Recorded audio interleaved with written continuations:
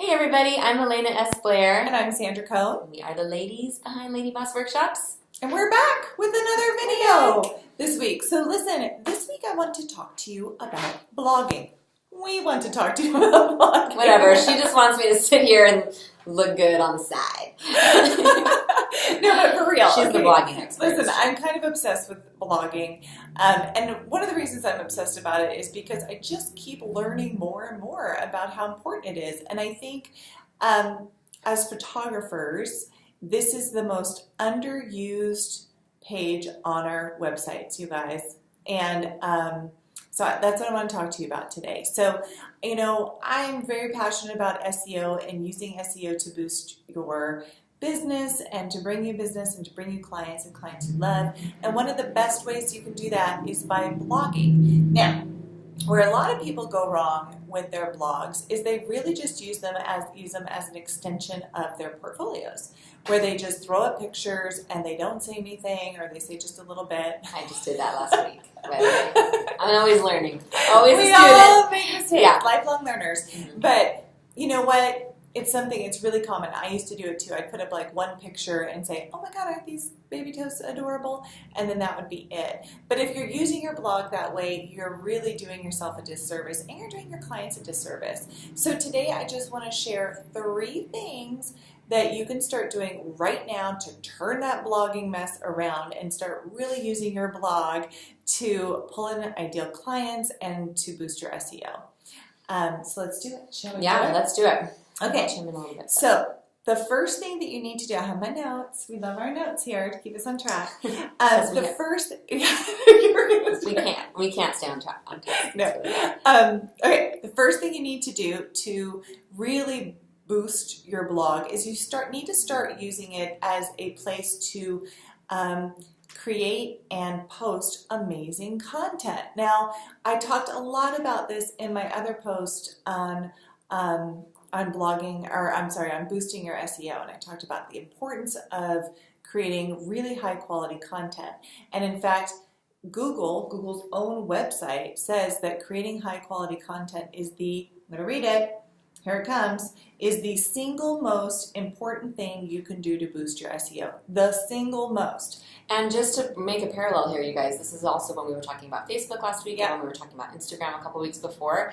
It's the same with social media. They want, they being the Wizard of Oz that's behind all of this stuff, engaging content. So this is a challenge for us as photographers who sometimes are more visual, but we have to think about that. We're also content creators. Absolutely. Yeah. And this is like, your blog's a perfect place to be loading your website up with amazing content, because you can talk about things. You can switch it up. You can talk about the same thing over and over and over again, and in different ways, and it's really helpful.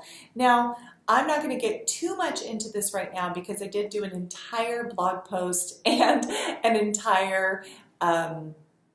we did an entire video on just this. So go back and watch that. But I do just want to say again, if you need help coming up with ideas for blog posts or for content creation in general, you could also use it on your Facebook or on your Instagram. Go to the link that I'm going to link right underneath this video, which goes to the 52 blog post topics. It is a list of 52 topics that every single newborn, maternity, and family photographer can be using right now. 52 topics, that's a topic a week for an entire year. So it's an amazing opt-in. Such a great resource. Go in, grab it, download, and start using it. Right? I actually downloaded it myself, even though Just I wrote it. Even if you change the topic, like even if like slightly, you know, one of them doesn't fit your brand exactly, you can change it. But it's just sometimes that's what stops us from even starting is that we don't know what to talk about, right? Yeah. So that's a great way to start. Mm-hmm. And this is a good thing. Engaging content is such a good thing for everybody, because what you're doing is you're serving your audience by giving them a resource. And I like to think of ways that you can serve both your photography clients and also other photographers, because that's just going to bring more attention to your website. Yeah, so or your social media. Yeah, exactly. Anywhere that we're serving people, you got to think about how it's going to really benefit someone other than you. Yeah. Or be more than just a visual stimulation. I'm so glad you said that, because I feel like that's a lot of what people use their blogs for, to be like, hey, check me out, I'm super awesome. I'm so amazing, book my session, Look do at these this. pictures. It's not for that. You should be serving your people giving them good content, answering their questions, helping them out, doing all of that. And then they just keep coming back, keep coming back, your stuff gets shared, and that's how you get more eyes on your business. So it's a long-term strategy that works really well when you put in the time to do it. Yeah. So do it. Download that list, start doing it. Now, the second thing you need to do to really start blogging like the lady boss you are and making it look good is you need to be smart about your titles. Okay, so that blog title, that heading title, that's another great place to really communicate to your clients, pull them in, get them interested in what you're talking about, but also boost your SEO. And where a lot of photographers go wrong, I'm one of those photographers. I have made this mistake. She's one of these photographers. She's also totally taking apart my blog before this day. So just so you know, this is like actually because of love. But where a lot of photographers go wrong is that they're thinking of themselves or their clients when they write their blog titles. So they'll do a blog title like the Adorable Smith Family, But nobody Googles the Adorable Smith family. No one's looking for that. Maybe the Smith family, but... No, I bet the they Smith family doesn't. Nobody's going to sit down and Google the Adorable Smith family. Or they'll be like, aren't toddlers so fun? For a blog title. Yeah. Now listen, think of it. Have you ever in your life sat down to the computer and searched, aren't toddlers so fun? No. Or the never. Or the Adorable Smith family. Never, ever, ever. And guess what? Neither has anybody else ever. Okay? So she's super into it. It's true though. Think about it, and it's like you have to get a little more creative, and you have to really think, and that's we don't always want to do that. So when you're thinking of blog titles and you want to be using that space to pull in clients, well, that means that you need to be actually saying things that clients are looking for. So a great example of this, I had a client several years ago now when this idea first dawned on me, came into my studio, we did this whole session, and they said, "Gosh, I'm so glad I found you. I searched forever trying to find somebody who didn't pose babies, and I couldn't find anybody. And then I just happened to see one of your posts on Instagram and saw that style was what I wanted, and I came in." Now, the reason they couldn't find me is because I didn't have any words anywhere on my website that said, "I don't pose babies." And so when they were sitting down to the Google, typing that in, I wasn't coming up because Google can't read my pictures. So I went home and I wrote a blog post entitled, "Why I Do Not Pose Newborns." Right? I took those exact words because he told me those were the words he put in the search bar and couldn't find anything. So I put those exact words into Google and I wrote a whole blog post about my approach. Guess what? That post went kind of viral. It got like 20,000 hits in the first week. I just shared it on Twitter. Oh, thanks. Well, and just to get a little, that's a super specific. We're not saying that every time you have a client, you need to be thinking about or ask them exactly what they searched. But think about, so another example of this is something that I think about what you're hearing over and over again from clients that love you, or clients that you really would like to work with, and think about maybe some of the problems that they might have. So something that I hear a lot is when they're doing their questionnaire, or we're walking from the car to the location, I'm on location, and they'll say, "Well, I'm a little worried about Dad, or about my husband, he's kind of not into this," or he's I'm a little worried about my husband because he's a little worried, he's not happy about how much this cost. I get that a lot actually. And so what I wrote a blog post. I wrote a blog post that was called I think it says 5 steps on how to prepare Dad for your lifestyle family photography. That's totally something somebody's searching. Super popular. I mean, that post gets hit every day on the Google. And it's from, so what I'm hoping, what you hope with that kind of content is it's going to serve 2 different people. Yes, that's probably getting people all over the United States, the world maybe, that are photographers, but in that it's bringing you up on that algorithm, or however they put it in the SEO land, and the rank brain, and then when a local person in the Seattle area is looking for someone, and they will find you. Which is great, because a lot of times now Google won't just link to your homepage; they'll link to specific pages. So that blog post of mine has gotten so many hits. Google knows it's content people want to see, and so now it will link people to that blog post. Even if other words in the post are part of or what's getting triggered as well. So it just becomes more relevant. So a great way to think of when you're titling your blog post, I'm creating really good content that my clients care about. I'm just not posting pictures. I'm talking, I'm teaching, I'm answering questions, I'm using some way. Then for my title, I'm just kind of doing that again, So I'm thinking about if somebody was looking for this information that I just wrote about, what would they actually be searching in the Google to find that? Okay, so let's go back to the Smith family. So let's say the Smith family came in and they had a really great newborn session and you want to blog those posts. So you could up those posts. Those photos. Those photos. Fine, I wasn't even going to correct her. I do that all the time. But you could upload those photos and call it the Adorable Smith Family, or you could upload those photos and call it 3 things you need to know to get ready for your newborn session, and then teach people how to prepare for their newborn session, writing those out. So you've got a really great blog title now that is going to come up in searches because that's something some people are going to be searching, and you're serving your clients because you're giving them really good information that they need. Now, the other thing you need to know about blog post titles is after you really come up with that great title that's like a keyword phrase or a searchable phrase, then you want to add what you do and where you are. So, for example, in all of my blog posts, I'll put awesome title, whatever the title is, and then I'll say Seattle newborn photographer or Seattle family photographer, right? Whatever. Yeah. So that just gives Google a little more information, especially in those local searches, to go on.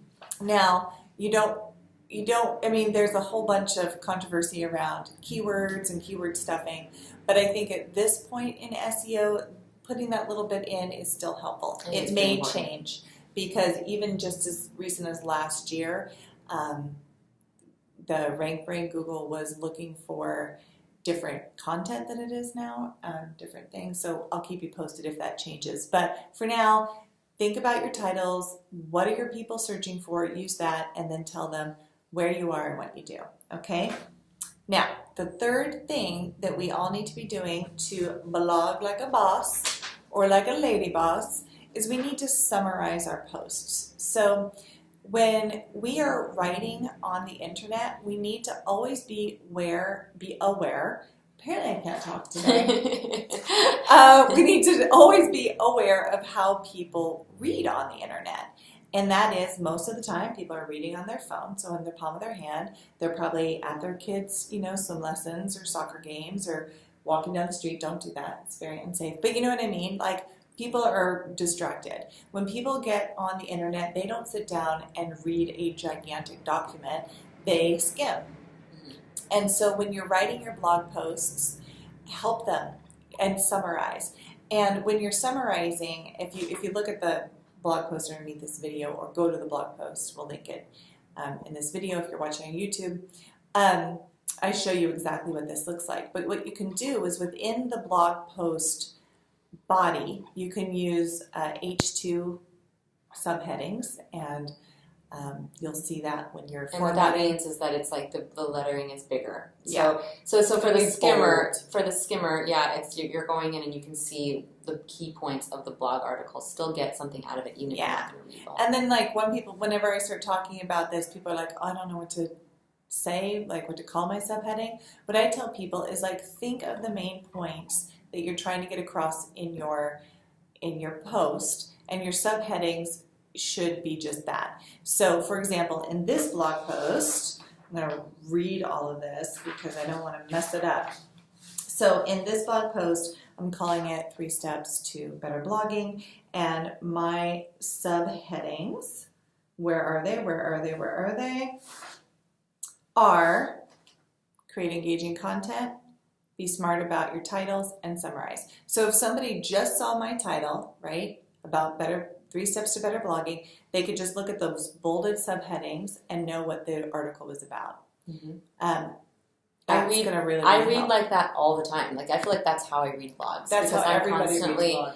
I go through, and I read a lot of blogs about stuff about growing your business and things, and I love to just get the big highlights. And sometimes, if the highlights are super important or engaging, you'll read more. So, and that's great. Good. Now, here's the great secret: is that the SEO engines, search engines, also love subheadings because it just gives them a little more text that you've already highlighted and said this is important for them to grab onto and put in front of people. So it's great for your readers, and it's also great for your SEO. All right? So takeaway, you want to start upping your blogging game, create really good content. Be sure to download those 52 blog topics and get started on that. Link in description. Yes.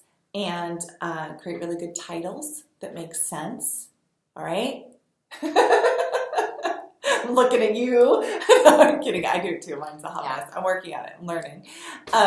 And summarize. All right? And that's going to really boost your blogging game. It's going to help your clients. It's going to help your SEO.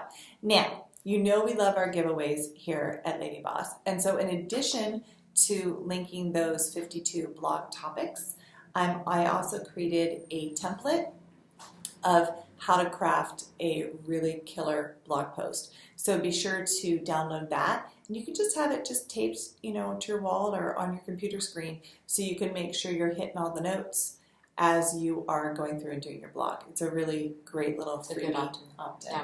Yeah, do it. So now you have no excuses. Now you know how to blog, how to fashion a blog post, and you have 52 topics. Yeah, so do it. Don't complain. You can do it. You can do it. And guess what? I'm doing it too. Yes, me too. Because I got totally nailed this morning. So, all right, Lady Bosses, get to work. And don't forget to get those downloads. And please, please, please, don't forget to subscribe.